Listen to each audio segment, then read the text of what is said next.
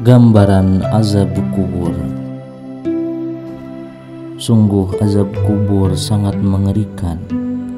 Kepedihan dan kesengsaraan azab kubur tak mampu dilukiskan dalam alam pikiran.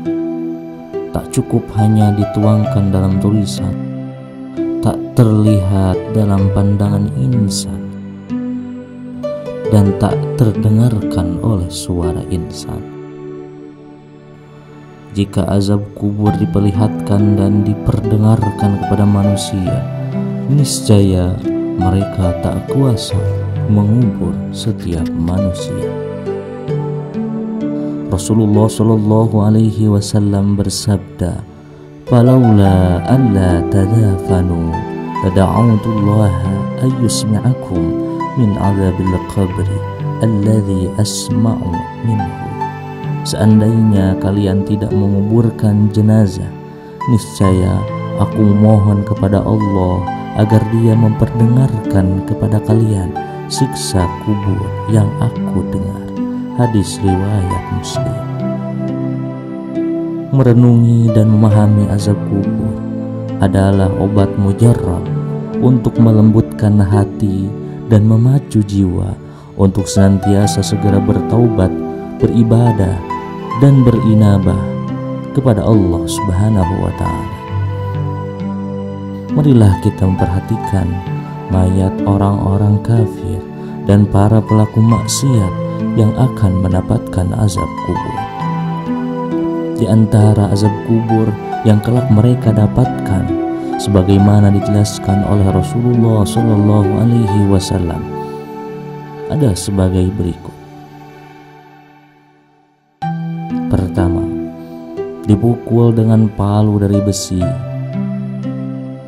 Rasulullah Shallallahu Alaihi Wasallam bersabda, "Adapun orang kafir atau munafik, maka kedua malaikat tersebut bertanya kepadanya, 'Apa yang engkau katakan terhadap orang ini?' Rasulullah Shallallahu Alaihi Wasallam, ia mengatakan, 'Aku tidak tahu. Aku mengatakan apa yang dikatakan orang-orang.' Maka kedua malaikat itu mengatakan, 'Engkau tidak tahu? Engkau tidak mau mengikuti yang tahu?' Kemudian ia dipukul dengan palu dari besi tepat di wajahnya. Ia lalu menjerit dengan jeritan yang sangat keras sehingga didengar seluruh penduduk bumi kecuali dua golongan, jin dan manusia. Hadis riwayat Al-Bukhari dan Muslim. Kedua, ditampakkan neraka pada pagi dan petang hari. Allah Subhanahu wa Ta'ala berfirman, "An-naru yu'raduna 'alaiha ghuduwan wa 'ashiyya wa yawma taqumu as-sa'atu adkhilu ala fir'auna ashaddal 'adzab." Al-ayat. Kepada mereka ditampakkan neraka pada pagi dan petang dan pada hari terjadinya kiamat. Dikatakan kepada mereka malaikat, "Masukkanlah Fir'aun dan kaumnya ke dalam azab yang sangat keras." Quran Surat Mu'min ayat 46.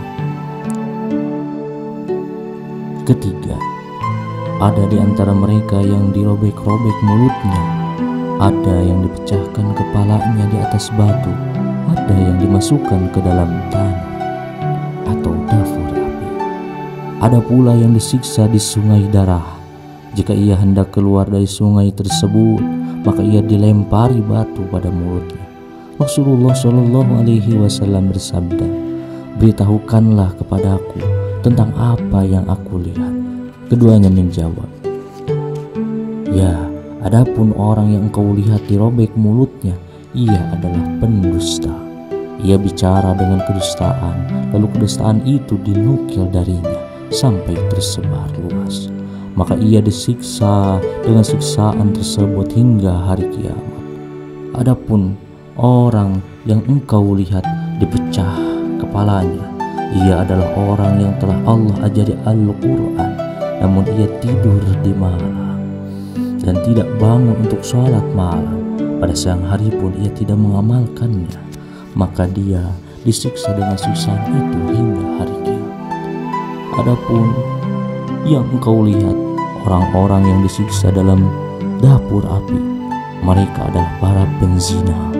Adapun orang yang engkau lihat berenang-renang di sungai darah, dia adalah orang yang makan harta dari hasil riba.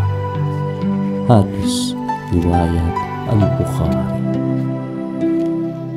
Keempat, dicabik-cabik ular yang besar dan ganas.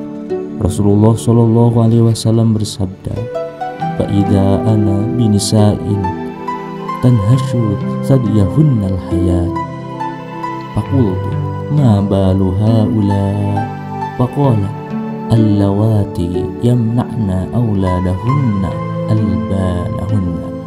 Tiba-tiba aku melihat para wanita yang payudara mereka dicabik-cabik ular yang ganas. Maka aku bertanya, kenapa mereka? Malaikat menjawab, mereka adalah para wanita yang tidak mau menyusui anak-anaknya tanpa alasan syar'i. Hadis riwayat Al-Hakim dan disahihkan oleh Syekh Al